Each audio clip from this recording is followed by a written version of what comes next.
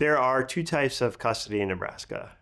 You have legal custody and you have physical custody. Legal custody is the decision-making power and authority by the parents over the minor children. And physical custody is who the minor children reside with throughout the course of the week, month, or year.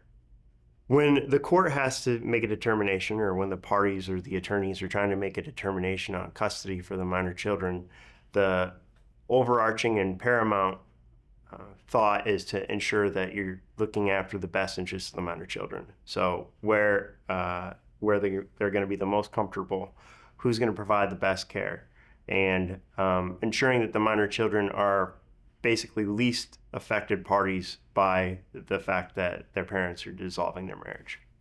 In order to change custody or a previous custody order, you have to file a complaint to modify. And a complaint to modify is basically you telling the court that a material change in circumstances, which is the magic words for this, has occurred since the entry of the previous order. And had those circumstances occurred prior to the entry of the order, that it could have affected the judges or it could have affected the outcome of that prior order. So you have to prove that the changes are substantial enough to warrant a change in the previous order. It does sometimes carry a high burden, but depending on the facts, we see this quite often.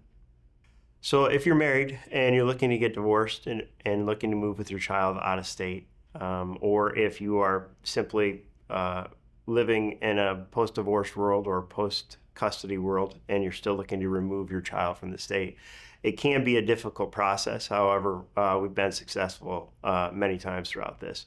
In order to move, you have to prove what's called the Farnsworth factors, but you essentially have to prove that it is in the best interest of the minor child to move. You have a legitimate reason for moving the state, and the removal is not necessarily going to adversely affect the relationship of the non-relocating parent. If you're facing any custody issues or if you have any questions about anything related to custody of your minor children, please visit huskerlaw.com or visit the link below.